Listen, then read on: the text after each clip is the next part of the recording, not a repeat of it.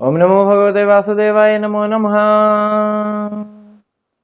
आज चौथा अध्याय जिसमें दक्ष प्रजापति द्वारा स्तुति होती है भगवान की और भगवान उनको आकर क्या कहते हैं उसका वर्णन इस अध्याय में होगा। राजा परीक्षित वह शुकदेव जी से कहते हैं कि आपने तीसरे स्कंद में मुझे असुर देवता पशु पक्षी मनुष्य इनकी सृष्टि किस प्रकार से रचना हुई इसके बारे में बताया था, लेकिन मैं इसका विस्तार पूर्वक वर्णन सुनना चाहता हूँ, तो कृपया करके आप मुझे सुनाइए। यह सुनकर सूत जी बड़े ही प्रसन्न होते हैं और कहते हैं कि बहुत ही अच्छा तुमने मुझसे प्रश्न किया। अब शुकदेव जी क्या कहते हैं वह सुनिए। वह कहते हैं कि जो प्राचीन ब्रही थे उनके 10 लड़के थे, उनका नाम प्रचेता था। वह प्रचेता समुद्र में जाकर घोर तपस्या के द्वारा भगवान श्री हरि को प्रसन्न करते हैं, जिसमें भगवान शंकर इन्होंने उनको वह स्रोत बताया था जिसका जप करते हुए 10,000 वर्ष के बाद उनको श्री हरि की प्राप्ति हुई थी। उनको हरि की प्राप्ति के बाद जो उनको चाहिए था वह वर प्राप्त हुए, सिद्धियां प्राप्त हुई। उसके बाद वह समुद्र से बाहर निकलते हैं तो देखते हैं कि सारी धरती पर वृक्ष ही वृक्ष हैं, वन ही वन है।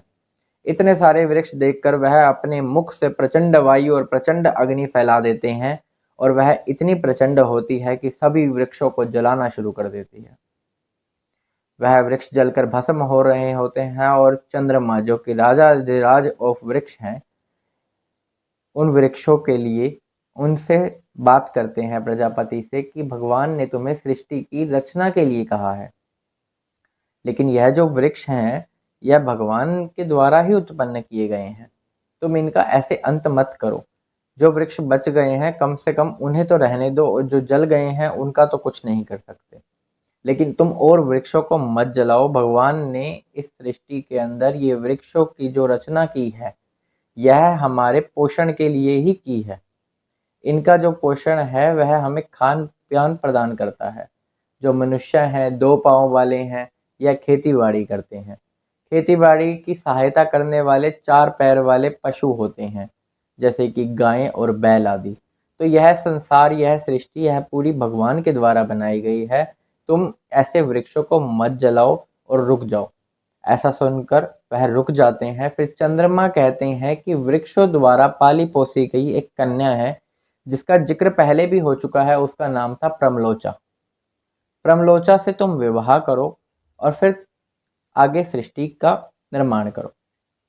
तो वही प्रचेता पानी ग्रहण करते हैं। उस प्रमलोचा का जो वृक्षों द्वारा पाली पोसी गई थी उससे विवाह होने के बाद दक्ष की उत्पत्ति होती है, दक्ष प्रजापति। उनका बहुत ही बड़ा योगदान रहा है सृष्टि को आगे बढ़ाने के लिए। जब उन्होंने इसकी शुरुआत करी तो उन्होंने आसमान, देवता, मनुष्य इन सब की रचना के लिए कुछ ना कुछ अपना योगदान किया, लेकिन वह अंत समय में यही देख पाए कि सृष्टि का उस प्रकार से रचना नहीं हो पा रही है जैसे मैं चाहता हूँ।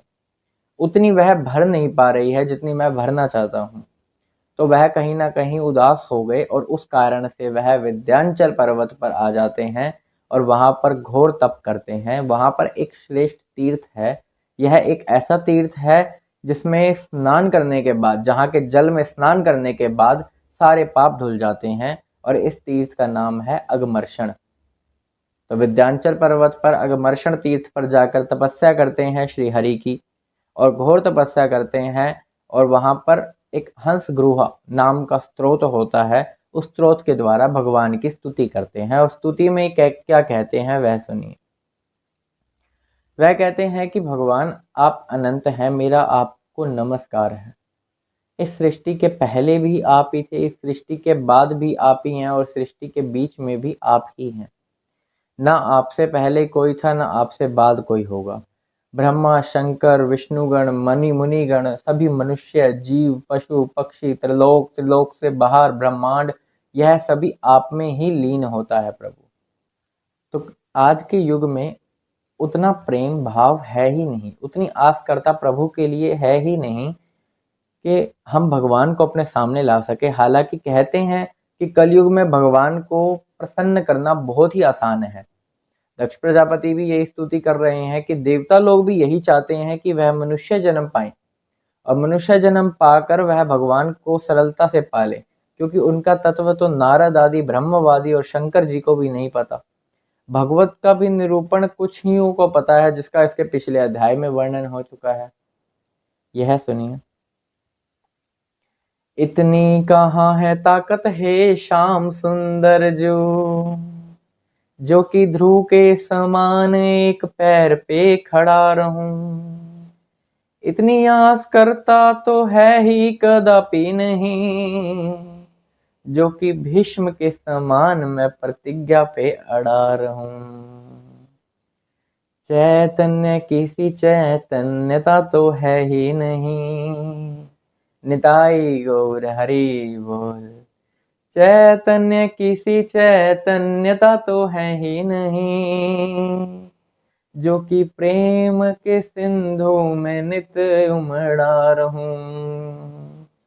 इसलिए एक सरल उपाय अपनाया मैंने, कि प्यारे तेरे नाम के आधार पे अड़ा रहूं। और क्या ही उपाय है, ध्रुव के समान एक पांव पे खड़े होके उतने महीनों तक तपस्या नहीं होती। भीष्म के समान आपके विरोध में प्रतिज्ञा पर नहीं अड़ा जा सकता। तो एक ही सहारा बचा, वो है केवल आपका नाम, जिससे अजामिल आदि दुष्ट भी यों ही मुक्ति पा गए और आपके दर्शन पा गए, वह भी पार्षद बन गए थे। तो इतनी आस करता प्रभु अभी नहीं है कि आपके प्रेम के सिंधु में, सागर में डूब सके। दक्ष प्रजापति की स्तुति से वह प्रसन्न होते हैं। यो मानिए कि जैसे हाथ और पैर हैं, उनका आधार यह शरीर है, इसी प्रकार वह भगवान हमारा आधार हैं। उनके बिना तो यों ही है जैसे हाथ पैर बिना शरीर के हों। भगवान प्रसन्न होकर प्रकट हो जाते हैं और उनसे क्या कहते हैं वह सुनिए। वह कहते हैं कि मैं तुम्हारी तपस्या से प्रसन्न हूँ। तुमने जो घोर तपस्या की है इस सृष्टि की रचना के लिए, जो कि मेरी भी इच्छा है, तभी तुम्हारी इच्छा हुई कि तुम इस सृष्टि का पालन करो। जब शुरुआत में कुछ भी नहीं था तब वह भगवान ही थे। वह कहते हैं केवल मैं ही था, तब वह कोई शरीर रूप में नहीं थे। जब शरीर उत्पन्न हुआ, चेतना आई, शक्ति आई, ना कोई दृष्टा था ना दृश्य था। जब यह सब बाद में आया तो ब्रह्मा जी की उत्पत्ति उनकी नाभि से हुई। तब ब्रह्मा जी भी चक्कर खा गए थे कि सृष्टि की अब रचना कैसे हो, आगे इसका पालन कैसे हो।